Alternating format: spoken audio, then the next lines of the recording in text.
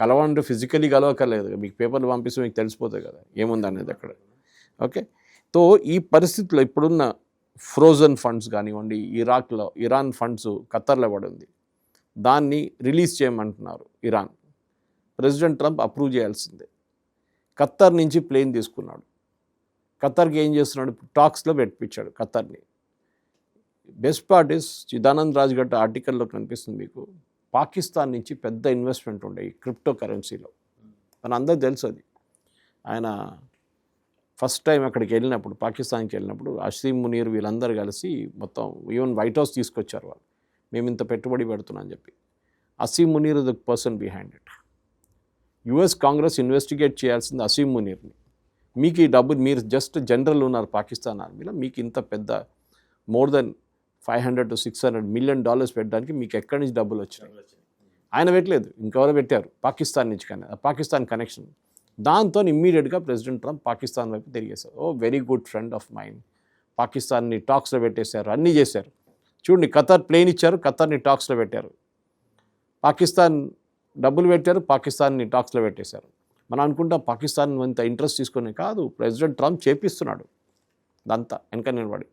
Oman ఏం చేయట్లేదు, ఒమాన్కి అసలు పక్కన తీసేశాడు. ఒమాన్ ఒరిజినల్ టాక్స్ ఉండే ఒమాన్కి. ఇప్పుడు ఆలోచి ప్రతి దాంట్లో ఈయన డబ్బులు సంపాదించుకుంటున్నాడు. ఆయనకు తెలుసు ఇంకా 2.5 సంవత్సరాలు ఉన్నాయి, దాని లోపల ఎంత కారణం అంత సంపాదించుకోవాలి. కానీ అక్కడున్న యుఎస్ కాంగ్రెస్ వీళ్ళని ఇడవరు, పక్కా ఈయన సమన్ చేస్తారు. దాని తర్వాత ప్రెసిడెంట్ అయిపోయిన తర్వాత 2028 ఎలక్షన్ వచ్చేటప్పుడు, అప్పుడు డెమోక్రాట్స్ గెలిచారనుకోండి, మళ్ళీ ఈయన జైలుకి వెళ్తాడు 100%. నేను 82 అంటాడు. అప్పుడు నేను 82 అయిపోయాను, నేను జైలుకి ఎట్లా వెళ్ళాలి, అంత కరప్ట్ చేశాడు. ఏమైనా అడిగితే ఏమంటున్నాడు, నేను బిజినెస్ మ్యాన్ కదా, నేను సంపాదించుకుంటాను, నాకేం ప్రాబ్లం అంటున్నాను. Yes, but there is a conflict of interest. మీరు తీసుకున్న డిసిషన్స్ మీదే స్టాక్ మార్కెట్ పైకి కిందికి వెళ్తుంది. దానికోసం ట్రంప్ ఎప్పుడు అనౌన్స్మెంట్ చేస్తున్నప్పుడు చూసుంటారు, ఆయన సాటర్డే పొద్దున చేస్తారు, సాయంత్రం చేస్తారు అనౌన్స్మెంట్. స్టాక్ మార్కెట్ క్లోజ్ ఉంటుంది. మంచి న్యూస్ ఉంటే అది ఆయన మండే మార్నింగ్ చెప్తారు, స్టాక్ మార్కెట్ ఓపెన్ అవ్వగానే సర్జ్ ఉంటుంది. అప్పుడు దాని ముందు వీళ్ళందరూ కొనుక్కుంటారు. ఇది వీళ్ళ గేమ్ అన్నమాట. సో ఈ పరిస్థితుల్లో ఇప్పుడు యుఎస్ గవర్నమెంట్ కూడా ఇన్వెస్టిగేషన్ మొదలుపెట్టారు. యుఎస్ అలా కాంగ్రెస్ మెన్ కానీ సెనేటర్స్ కానీ ఇప్పుడు ప్రశ్నలు అడుగుతున్నారు, ఏంటి, ఎందుకు చేశారు. ఇప్పుడు మనం అర్థం చేసుకోవాలి, మన భారతదేశంలో పొలిటీషియన్స్ షేర్ కొనట్లేదని కాదు, అందరు డబ్బులు మనసు సంపాదించుకుంటారు, దాంట్లో డౌట్ లేదు. ఇంకా ఎలక్షన్లో ఖర్చు పెట్టాలి కదా, ఇది కూడా అంతే. కానీ అక్కడ అది కాదు.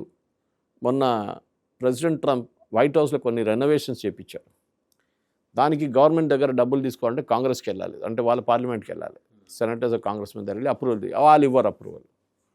ఏం చేశాడు, డొనేషన్ తీసుకున్నాడు. అగైన్ ఎవడెవడో దగ్గర నుంచి బిజినెస్ వాళ్ళ దగ్గర, వీళ్ళందరూ ప్రెసిడెంట్ ట్రంప్కి డబ్బులు ఇచ్చి ఆయన దగ్గర నుంచి ఫేవర్స్ తెచ్చుకుంటారు.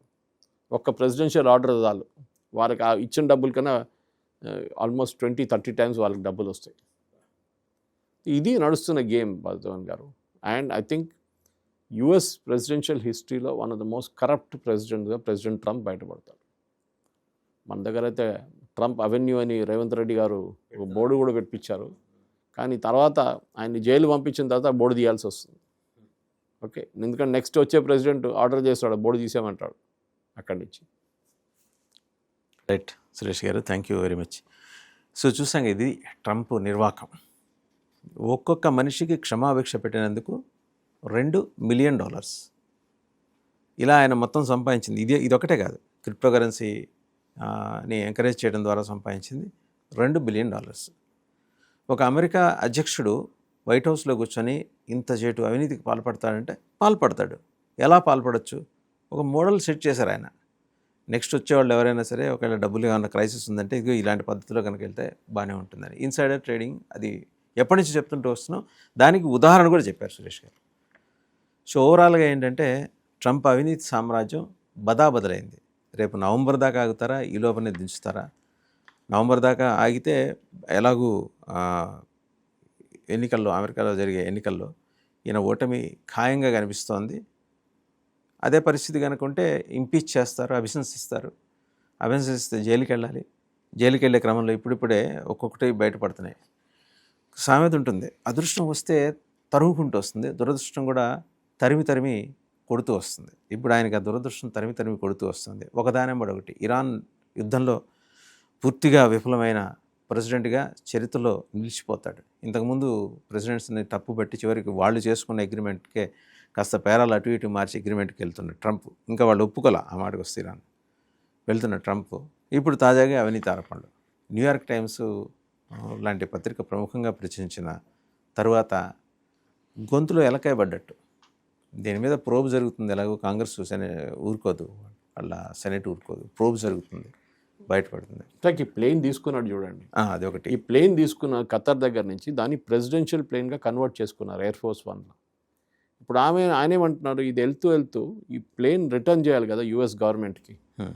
వాళ్ళు యుఎస్ ప్రోటోకాల్ ప్రకారం ఇవ్వాలి. కాదంట, అది నేను తీసుకెళ్ళిపోతాను ఈ ప్లేన్ అంటున్నాను. మన దగ్గర మీకు గుర్తుంటుంది, ప్రధానమంత్రి మోదీ గారు బయటకు వెళ్ళినా కానీ, మన్మోహన్ సింగ్ గారు వెళ్ళినా కానీ వాళ్ళకి కొన్ని అవార్డ్స్ ఇస్తారు, అవన్నీ ప్రభుత్వానికి ఇచ్చేస్తారు. దాంతోపాటు మెమెంటోస్ ఇస్తారు వాళ్ళకి. ఇక్కడ నుంచి మోదీ గారు వెళ్ళేప్పుడు కొన్ని తీసుకెళ్తారు, పష్మీనా షాల్ తీసుకెళ్తారు, స్పైసెస్ తీసుకెళ్తారు, అట్లాంటి ఏదేదో గిఫ్ట్లు తీసుకెళ్తారు. వాళ్ళ దేశాల నుంచి ఉన్న వాళ్ళ టిపికల్ వాళ్ళకి ఇస్తారు.